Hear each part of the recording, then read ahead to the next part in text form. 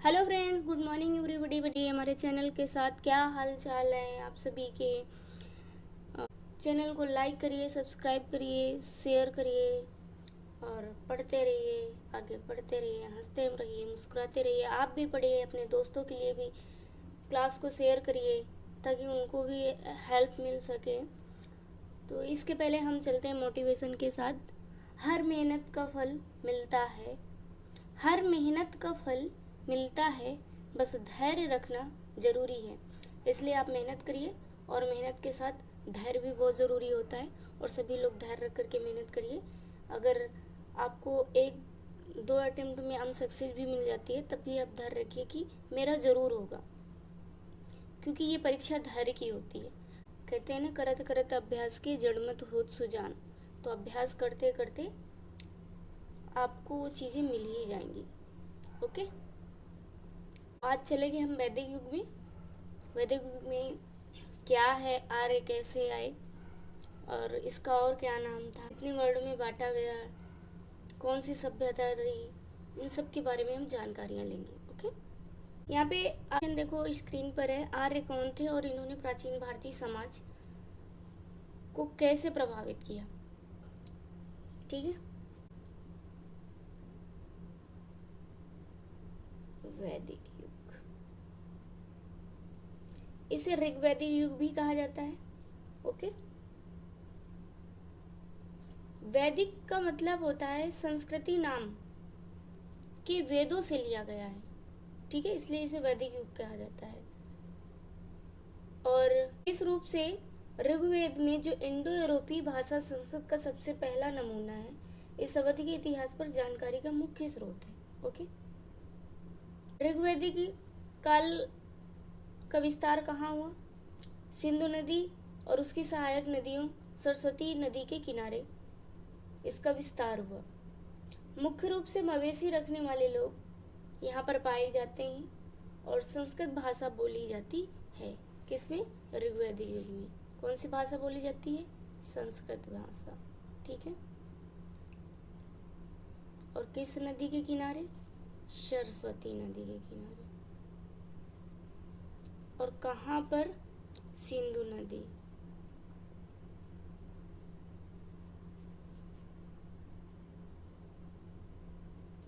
तो ये सिंधु सभ्यता की बाद ही आया होगा, इससे आपको पता चल गया। आर्य सर्वश्रेष्ठ को श्रेष्ठ यह स्वतंत्र व्यक्ति कहते थे।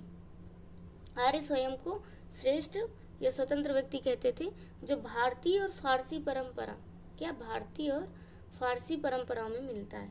वे लगभग 200 ईसा पूर्व पोलैंड और मध्य एशिया के विशाल घास के मैदानों से आए, संभवतः जनसंख्या या वृद्धि चारागाहों की कमी के कारण।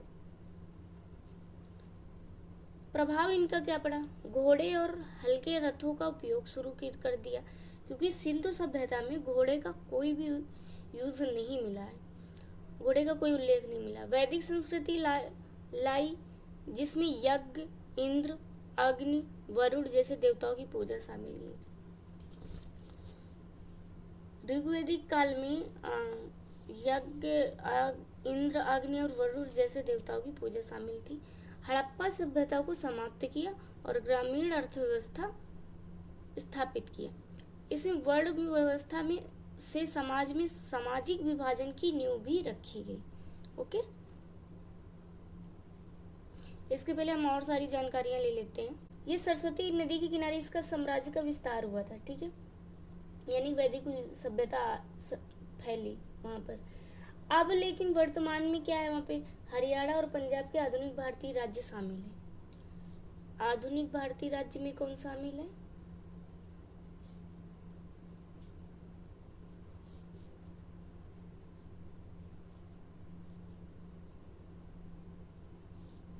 हरियाणा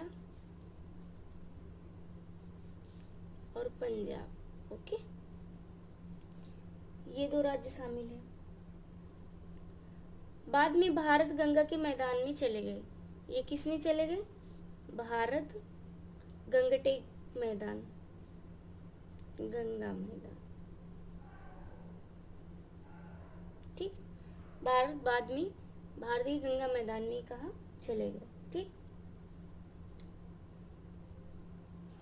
ये तो पहले आपको पता चल गया था कि मवेशी रखने वाले चारागाहों की तलाश में थे।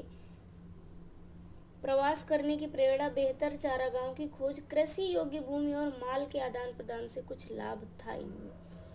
6वीं शताब्दी ईसा पूर्व तक उन्होंने उत्तर भारत पर कब्जा कर लिया। आर्यों ने किस पर कब्जा कर लिया वैदिक युग में? उत्तर भारत में 6वीं शताब्दी। ठीक है, 6वीं शताब्दी में इन्होंने कब्जा कर लिया, जिसे आर्याव्रत कहा जाता है, और इसका नाम तब क्या रखा गया था? आर्याव्रत। प्रारंभिक वैदिक काल या ऋग्वैदिक काल का उदय हुआ, वो कब हुआ? 1500 ईसा पूर्व और 600 ईसा पूर्व के बीच। कब हुआ था? 1500 ईसा पूर्व से 600 ईसा पूर्व के बीच। ठीक है, प्रारंभिक वैदिक काल या ऋग्वैदिक काल 1500 ईसा पूर्व में, और 1000 ईसा पूर्व के बाद वैदिक काल 1000 बीसी से 600 बीसी तक चला। ठीक है, लेकिन कई इतिहासकारों ने आर्य के मूल स्थान के बारे में विभिन्न सिद्धांत लिए, मतलब अलग अलग सबका मत था कि वो आर्कटिक क्षेत्र से आए थे, कि किसी ने कहा वो जर्मनी से आए थे, किसी ने कहा वो मध्य एशिया से आए थे, और किसी ने कहा वो दक्षिण रूस शामिल हैं, वो दक्षिण रूस से शामिल है। इस तरीके से अलग अलग विद्वानों ने अलग अलग मत दिए इनके बारे में। किनके बारे में? आर्यों के बारे में। ठीक है, बाल गंगाधर तिलक ने खगोलीय गणनाओं के आधार पर यह धारणा दी कि आर्य आर्कटिक क्षेत्र से थे। बाल गंगाधर तिलक ने क्या बोला कि ये आर्कटिक क्षेत्र से। मैक्स मूलर ने बताया कि मध्य एशिया से आए हैं। मैक्स मूलर ने क्या बताया कि ये कहाँ से आए हैं? मध्य एशिया। किसने इसका सिद्धांत दिया? Max Muller. ठीक है, मैक्स मूलर ने बोला कि ये मध्य एशिया से आए हैं। ठीक है, आर्य मध्य एशिया में कैस्पियन सागर के आसपास अर्ध खानाबदोश देहाती लोग थे। इनका कहना है, मैक्स मूलर का, जो आर्य थे वो मध्य एशिया में कैस्पियन सागर के आसपास के थे, और ये अर्ध खानाबदोश देहाती लोग थे। खुद को एरिया और आर्य के रूप में संदर्भित करते हैं, इसलिए यूरोपीय शब्द आर्यन नाम से लिया गया है, ऐसा मैक्स मूलर का सिद्धांत कहता है। ईरान की एक पवित्र पुस्तक है जेड अवेस्ता। ईरान की पवित्र पुस्तक का क्या नाम है?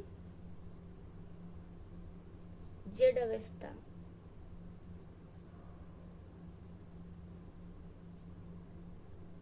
ठीक है, ईरान के माध्यम से पुस्तक में बताया गया है कि भारत में आर्यों के प्रवेश का संकेत देती है। यह भी तर्क है कि ये असंतुष्ट समूह थे जो पुरानी बोलने वालों से अलग हो गए थे, जिनकी भाषा और विचार अवेस्ता में समाहित हो गए थे। आर्यों का एक वर्ग 1500 ईसा पूर्व के आसपास भारतीय उपमहाद्वीप की सीमाओं पर पहुंचा और पहली बार पंजाब में बस गया। यहाँ ऋग्वेद की रचनाओं की रचना की। पहली बार ये कहाँ पे बस गया? पंजाब में बस गया, और इन्होंने ऋग्वेद की रचना की। किसने? आर्यों ने। किसने बताया? ईरान ने बताया। ईरान के किस पुस्तक में इसका उल्लेख मिलता है? जेड अवेस्ता में। ठीक है, आर्य जनजाति में रहते थे, संस्कृत बोलते थे, जो भाषाओं को इंडो यूरोपीय समूह से संबंधित थे। इंडो आर्यन भाषा में द्रविड़ और मुंडा भाषाओं के तत्व भी शामिल हैं। कौन कौन से? इंडो आर्यन के साथ कौन कौन सी भाषा थी? द्रविड़ और मुंडा भाषा।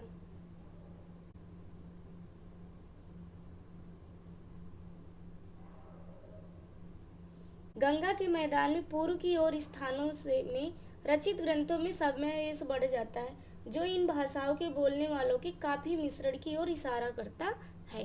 आर्यों ने कई सारे क्षेत्रों को कवर कर रखा था, जैसे अफगानिस्तान हो गया, काबुल हो गया, काबुल के सुवास्तु जैसी नदियों के आसपास भी सारे क्षेत्र को कवर कर रखा था।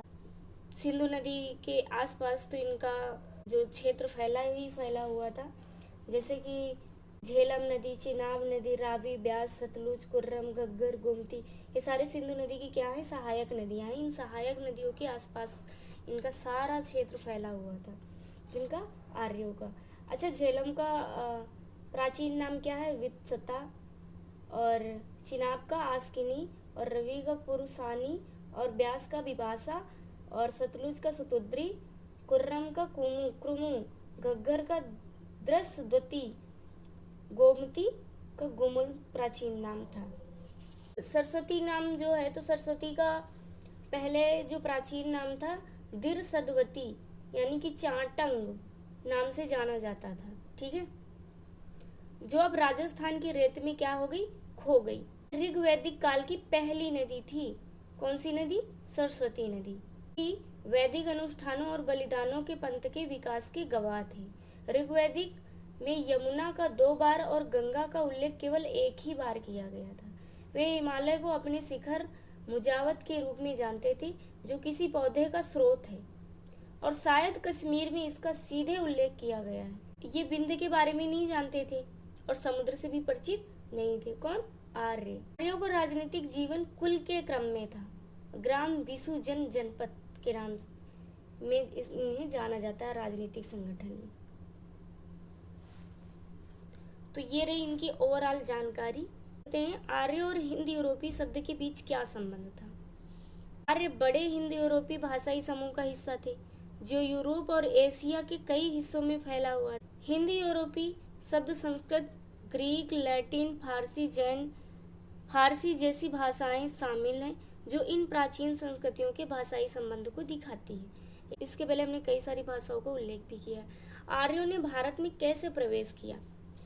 आर्यों का आगमन 1500 ईसा पूर्व से पहले कई चरणों में हुआ था। पहले पंजाब में बसे, ठीक है, ये ईरानी का कहना है, गंगा के मैदानों तक पहुंचे। ठीक है, उनके आगमन के प्रमाण वैदिक ग्रंथ हैं, विशेष रूप से ऋग्वेद, जिसमें उनके यज्ञ, युद्ध, जीवन शैलियों का वर्णन किया गया है। पुरातात्विक साक्ष्य इसमें मिलते हैं, जैसे पेटेंट ग्रेवेयर, ये इनके साक्ष्य। प्रारंभिक आर्य समाज की विशेषता क्या थी, ये जान लेते हैं। अर्ध यायावर जीवन शैली क्या है, जो मुख्य रूप से पशुपालन पर आधारित थी, यानी कि मत्स्य पालन ये करते थे, और कृषि सीमित उपयोग, और इन्होंने कृषि समाज का उदय किया। ठीक है, सामाजिक संरचना इनमें क्या थी, जनजाति प्रमुख राजन को सभा और समिति की सहायता प्राप्त थी। समाज कैसा था, वर्ण व्यवस्था में इन्होंने बांट दिया था, ब्राह्मण, क्षत्रिय, वैश्य, शूद्र में विभाजित था। अग्नि की पूजा करते थे और देवताओं के लिए भजन रचते थे। ठीक है, आर्य धर्म वैदिक संस्कृति में कैसे बदल गया। प्रारंभिक आर्य धर्म में प्रकृति पूजा और बहुदेववादी शामिल था। ऋग्वेद में 1500 से 1000 ईसा पूर्व ने उनके धार्मिक विचारों को संग्रहित किया। यज्ञ और अनुष्ठान के साथ साथ देवताओं की पूजा की जाती थी। उपनिषदों में यह धर्म दर्शन शास्त्र और अध्यात्म की ओर उन्मुख हो गया। समतावादी और पितृसत्तात्मक समाज था। कोई जातिगत विभाजन नहीं था, इसमें क्या नहीं था, जातिगत विभाजन, ओके, नहीं था। लेकिन कुछ मतभेद मौजूद थे इसमें। वर्ण या रंग प्रारंभिक भेदभाव का आधार था, जैसे कि यहाँ पे बताया वर्ण व्यवस्था थी, क्षत्रिय, वैश्य, शूद्र, इन सब में क्या था, मतभेद था। वैदिक और गैर वैदिक लोगों के बीच, किसके बीच, वैदिक और गैर वैदिक लोगों के बीच क्या था, मतभेद था। रंग का मतभेद था, वर्ण का मतभेद था। कुछ प्रथाएं भी थी। प्रमुख, जैसे कि प्रमुख और पुजारियों के हाथों में युद्ध लूट के बड़े हिस्से की एकाग्रता थी। वैदिक चरण के बाद के भाग के दौरान एक जनजाति के भीतर कुछ असमानताओं का निर्माण हुआ। प्रारंभिक वैदिक काल में समाज का विभाजन तेज नहीं था। यह ऋग्वेद में निम्नलिखित श्लोक द्वारा इंगित किया गया है। इसमें प्रारंभिक जो वैदिक काल था 600 ईसा पूर्व वाला, उसमें समाज का विभाजन इंगित नहीं किया गया है। तेज नहीं था, कहीं कहीं देखने को मिलता था। ये इस श्लोकों में इंगित किया गया है। समाज की मूल इकाई परिवार या ग्राहम थी, यानी कि इसमें संयुक्त परिवार ज़्यादा से ज़्यादा होते थे। परिवार के मुखिया को गृहपति के नाम से जाना जाता था। ठीक है। ऋग्वैदिक प्रारंभिक ऋग्वैदिक काल में क्या था, संयुक्त परिवार को लेकर चलता था, और जो परिवार के मुखिया होते थे उन्हें गृहपति बोला जाता था। विवाह आमतौर पर एकांगी और अघुलनशील था, मतलब एक तरफा एकांगी विवाह था, यानी कि एकांगी का मतलब ये हो गया कि जाति भेदभाव तो था नहीं, वर्ण व्यवस्था में ही शादियाँ होंगी। अगर ब्राह्मण की शादी ब्राह्मण में होगी, क्षत्रिय की शादी क्षत्रिय में होगी, वैश्य की शादी वैश्य, शूद्र की शादी शूद्र में होगी। जो थोड़ा बड़ा सामाजिक मतभेद था उनके हिसाब से वो बांट दिए थे एकांगी। अघुलनशील था, लेकिन बहुपतित्व, लेविरेट और विधवा विवाह के कुछ उदाहरण हैं, यानी कि पति के कई सारी पत्नियां होती थी।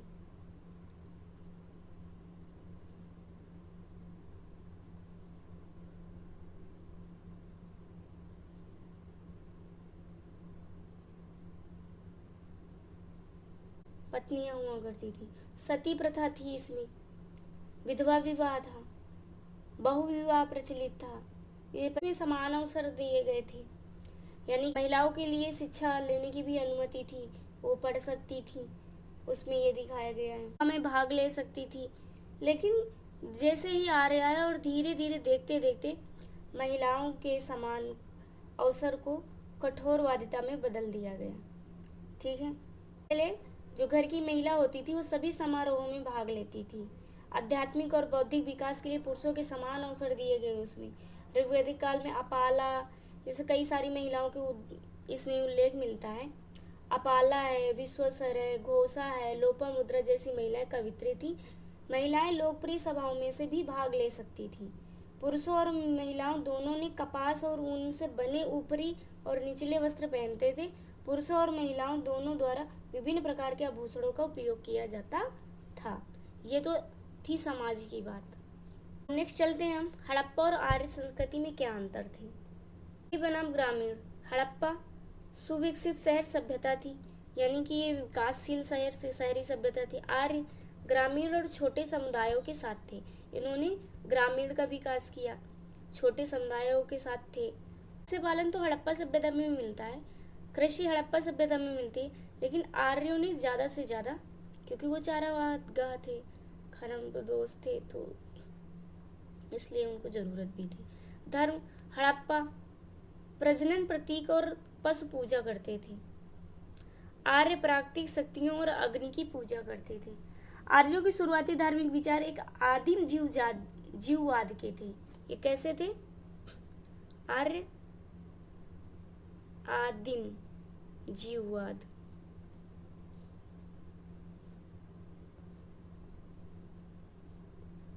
आदिम जीववाद के थे। वैदिक आर्य मुख्य रूप से प्रकृति के उपासक थे। ठीक है, ये तो इसमें दिया गया क्योंकि अग्नि पूजा, इंद्र की पूजा और प्राकृतिक यानी पेड़ पौधों की पूजा करते थे। ठीक है।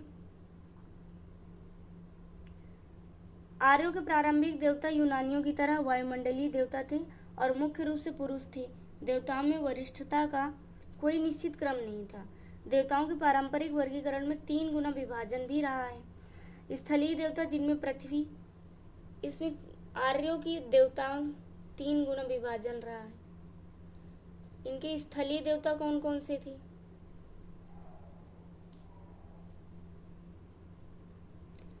पृथ्वी, बृहस्पति, अग्नि, नदियां। पृथ्वी, बृहस्पति, अग्नि, नदियां। ठीक है, ये इनके स्थलीय देवता थे। मध्यवर्ती और मध्य स्थान के जो इनके देवता थे वो इंद्र थे, प्रजन्य थे, रुद्र प्रमुख थे। कौन कौन? इंद्र मध्य स्थलीय देवता थे, प्रजन्य,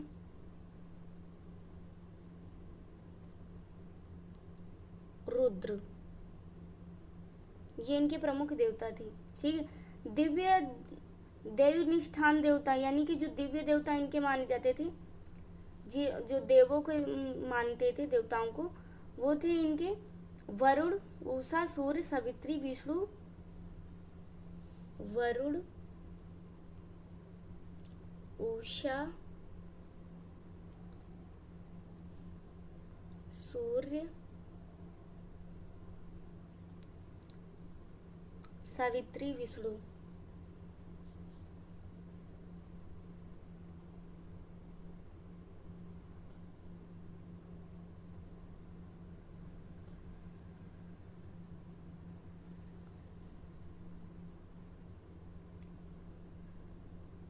इंद्र शक्ति के देवता थे, युद्ध में अग्रणी, हमेशा ड्रैगन और राक्षसों को नष्ट करने के लिए तैयार रहते थे।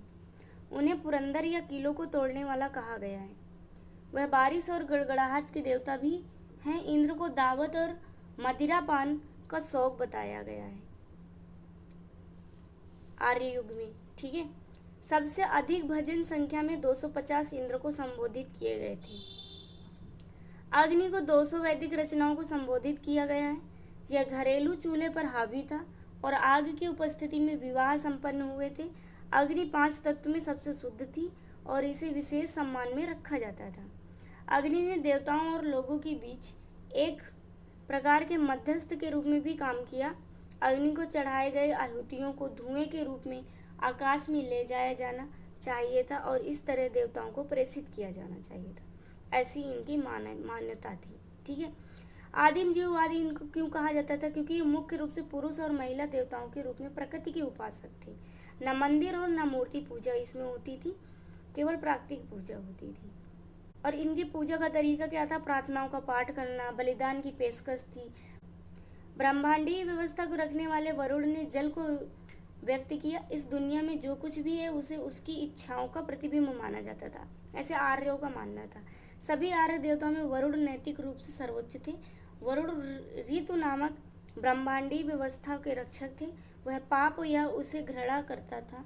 आदिवासी सेटअप का एक महत्वपूर्ण पहलू थी। सूर्य के इसमें क्या उपासक थे, क्या मान्यताएं थी? सूर्य सावित्री एक सूर्य देवता जिनके लिए प्रसिद्ध गायत्री मंत्र संबोधित किया गया है और पूषण सड़कों के संरक्षक चरवाहों के आवारा मवेशी प्रमुख सूर्य देवता थी। सोमा मूल रूप से एक पौधा था जिसमें एक से पेटेंट बलिदान करता था। पशु, उनका बलिदान दिया जाता था पौधे के नीचे, जिससे सभी स्फूर्तिदायक प्रभाव पैदा किया। इस मादक रस से भगवान सोम की पहचान हुई थी। और इसी बीच में एक क्वेश्चन आपके लिए है 2017 यूपीएससी का, आप लोग कमेंट्स करके बताइएगा। ऋग्वैदिक आर्यों और सिंधु घाटी के लोगों की संस्कृति के बीच अंतर के संदर्भ में निम्नलिखित में से कौन सा कथन सही है? ऑप्शन नंबर 1, ऋग्वैदिक आर्यों ने शुद्ध में मेल और हेलमेट के कोट का इस्तेमाल किया, जबकि सिंधु घाटी सभ्यता के लोग उनका उपयोग करने का कोई सबूत नहीं छोड़ा।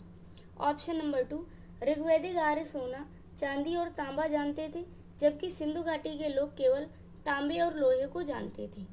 ऑप्शन नंबर 3, ऋग्वैदिक आर्यों ने घोड़े को पालतू बनाया था, जबकि सिंधु घाटी के लोगों को इस जानवर के बारे में पता नहीं था।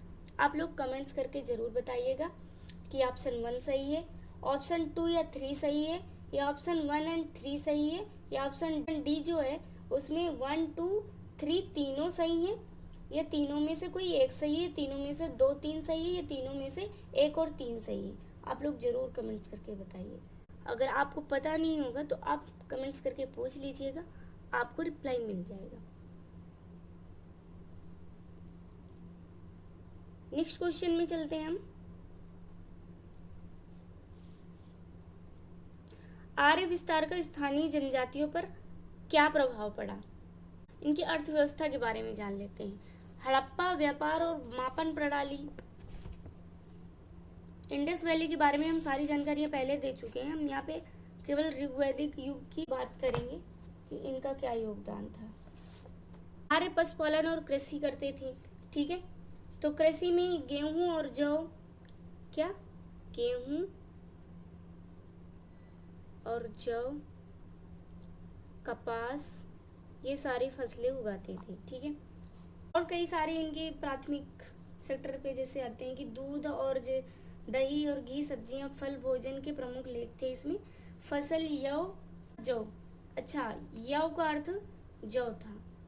रूप से गाय ने अपनी सबसे मूल्यवान संपत्ति और अपने धन का मुख्य रूप बनाया आर्यों ने। गाय वास्तव में एक प्रकार की मुद्रा थी और मवेशियों के सिर में गिना जाता था, यानी कि मवेशियों के में सबसे ऊपर थी गाय। गाय के महत्व को इस तथ्य से मापा जा सकता है। गाय का महत्व जो आर्यों से ही लिया गया है। शाब्दिक रूप से गायों की खोज, गवेश शब्द का शाब्दिक अर्थ है गायों की खोज, लेकिन यह भी लड़ाई है क्योंकि कई लड़ाइयाँ मवेशियों पर लड़ी जाती थी। गायों की भी एक लड़ाई है। लोग एक ही गौशाला में रहते थे, वे उसी गोत्र के थे, जिसने बाद में एक सामान्य पूर्वज का संकेत दे दिया। हड़प्पा में क्या था? व्यापार और मापन प्रणाली थी। क्या थी? व्यापार और मापन प्रणाली थी।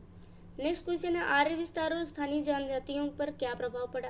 तो स्थानीय जनजातियों में जैसे दस्यु, यानी दस्यु को मतलब दास रखा जाता था, को हराया गया और सम्मिलित किया गया। ओके, आर्य संस्कृति ने जो हार जाता था ना, वो उसका क्या बन जाता था? दास बन जाता था। स्थानीय शब्दावली और परंपराओं को अपनाया। कुछ आदिवासी आर्य साम्राज्य में विलीन हो गए। ऋग्वैदिक ऐतिहासिक महत्व क्या थे? संस्कृत का सबसे प्राचीन ग्रंथ, जिसकी रचना 1500 से 1000 ईसा पूर्व में हुई। इसमें समाज में अर्थव्यवस्था और धार्मिक प्रथाओं की जानकारी मिलती है। 10 राज के युद्ध का विवरण भी इसमें मिलता है, जिसमें राजा सुदास 10 जनजातियों को हराया। ठीक है। वैदिक दर्शन और अनुष्ठानों का मूल ग्रंथ भी इसमें पाया जाता है। आर्य शासन प्रणाली का विकास कैसे हुआ, ये देख लेते हैं। प्रारंभिक शासन, राजन को सभा समिति द्वारा निर्देशित किया जाता था। केंद्रीय राज्य नहीं थे इसमें। जनजातियां स्वतंत्र थी। बाद में वंशानुगत राजतंत्र का उदय हुआ। गणराज्य जैसे वाद्य और मल्ल विकसित हुए। वैदिक समाज में वर्ण व्यवस्था का महत्व क्या था? सब 4 वर्ण में इसे विभाजित किया गया था। ब्राह्मण यानी कि पुरोहित थे, क्षत्रिय यानी योद्धा थे, वैश्य यानी व्यापारी थे, शूद्रक यानी कि सेवक थे, वो उनकी सेवा करते थे। प्रणाली बाद में जाति व्यवस्था में बदल गई और भारतीय समाज पर गहरा प्रभाव डाला। वैदिक समाज में महिलाओं की स्थिति क्या थी? महिलाओं को शिक्षा और स्वतंत्रता प्राप्त थी। गार्गी और मैत्री जैसी विदेशियों ने दर्शन में योगदान दिया। लोपामुद्रा,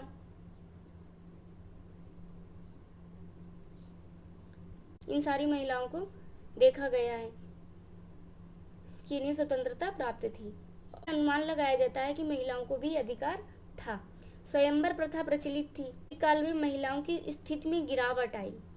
बाद में क्या आई? महिलाओं की स्थिति में गिरावट आई। आर्य अर्थव्यवस्था की संरचना क्या थी? पशुपालन, गाय धन का प्रमुख स्रोत थी। कृषि माध्यमिक महत्व की थी। मुद्रा नहीं थी। क्या? गाय मुद्रा थी। बार्टर सिस्टम और निष्क सोने के गहने का उपयोग होता था। इसमें मुद्रा नहीं थी, मतलब आर्य व्यवस्था में मुद्रा का प्रचलन नहीं हुआ है। आर्यों ने कौन कौन सी तकनीकी की प्रगति की, कौन कौन सी टेक्नोलॉजी इन्होंने अपनाई, ये देख लो। घोड़े से खींचे जाने वाले हल्के रथों का उपयोग इन्होंने उपयोग किया। कांस्य से उपकरण और हथियार बनाए। कृषि में सिंचाई का ज्ञान भी हुआ। आर्य विस्तार का पूर्व की ओर प्रसार कैसे हुआ? हड़प्पा सभ्यता के पतन के बाद शून्य का लाभ उठाया। गंगा के उपजाऊ मैदानों आर्यों को आकर्षित किया। धीरे धीरे पंजाब से पूर्वी भारत तक बस गए। अच्छा, एक क्वेश्चन आपके लिए है, आदिवासी हैं ये आर्य लोग हैं, या और भी हम इतिहास पढ़ेंगे तो ज़्यादा से ज़्यादा विस्तार, ज़्यादा से ज़्यादा लोग जो आए तो वो नदियों के किनारे ही क्यों अपनारे ही क्यों लोग रहते थे?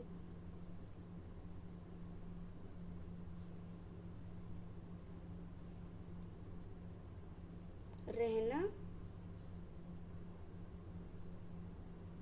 पसंद करते थे, ये आपको कमेंट्स करके बताना है। ठीक है, अगर आपको नहीं पता तो आप कमेंट्स करके ज़रूर पूछिएगा और चैनल को लाइक करिएगा, सब्सक्राइब करिएगा और शेयर कीजिएगा। आर्य विस्तार का सांस्कृतिक प्रभाव क्या था, ये जान लेते हैं। वैदिक साहित्य संस्कृत भाषा का विकास हुआ। स्थानीय परंपराओं विश्वासों को अपनाकर संस्कृति को समृद्ध किया। उत्तर वैदिक काल में आर्य प्रशासन प्रणाली कैसे बदली? छोटे जनजाति मुखिया वंशानुगत राजा बन गए। स्थायी राजधानी वाले राज्य स्थापित हुए। प्रणाली कर प्रणाली नौकरशाही का विकास हुआ। किसमें? उत्तर वैदिक काल में। आर्य प्रवास का पुरातात्विक साक्ष्य क्या था? पेटेंट ग्रेवियर, मिट्टी के बर्तन बनाए, हल्के रथों और उपकरणों के अवशेष भी इसमें मिले। उत्तर वैदिक काल की धार्मिक प्रगति क्या थी? ब्राह्मण और उपनिषदों की रचना की, कर्म सिद्धांत और मोक्ष की अवधारणा की। प्रमुख वैदिक अनुष्ठान क्या थे? अश्वमेध, ये राजा की शक्ति को प्रदर्शित करने के लिए अश्वमेध यज्ञ रखा जाता था। राजसूय यज्ञ, राज तिलक अनुष्ठान किया जाता था। ठीक है, यानी कि राजा का राज तिलक होता था, फिर उसे राजगद्दी में बिठाया जाता था, फिर वो राजा बन जाता था और वहाँ पे शासन करने लगता था। महाभारत और रामायण के आर्य साम्राज्य को कैसे दर्शाते हैं? महाभारत में जनजातीय युद्ध और राज्य निर्माण थे से दर्शाते हैं। रामायण में पूर्वी विस्तार, स्थानीय संकट का समावेश इसमें मिलता है। दशराज्य युद्ध का महत्व क्या है? 10 जनजातियां और राजा सुदास के बीच युद्ध हुआ था, जिसमें से जनजाति हार गए थे, आदिवासी क्या हो गए थे? हार गए थे। आर्य राजनीतिक संघर्ष, जनजातीय गठजोड़ का संकेत मिलता है इसमें। वैदिक दर्शन ने भारतीय सोच को कैसे प्रभावित किया? वेदांत, योग और सांख्य जैसी विचारधाराओं का उदय हुआ और आत्मा और ब्रह्मा के संबंध की व्याख्या की इन्होंने वैदिक दर्शन में। आर्य बस्तियों में नदियों की भूमिका क्या थी? नदियां जैसे सरस्वती, सिंधु, गंगा कृषि अनुष्ठानों का केंद्र थी। सरस्वती नदी पौराणिक महत्व थी, इसी के किनारे आकर के बसे थे। आर्य युद्ध कला ने समाज को कैसे बदला? हल्के रथ और धनुष बाण ने युद्ध में बढ़त दी। जनजाति मतलब कि इन्होंने धनुष बाण का यूज करना सीखा और जनजातीय संघर्ष और गठबंधन राजनीतिक ढांचे को आकार दिया इन्होंने। आर्यों को का भाषाई योगदान क्या था? संस्कृत भाषा का विकास हुआ, जो कि यहाँ पे द्रविड़ भाषा का भी उल्लेख मिलता है। ठीक है, साहित्य में उनकी भाषाई कुशल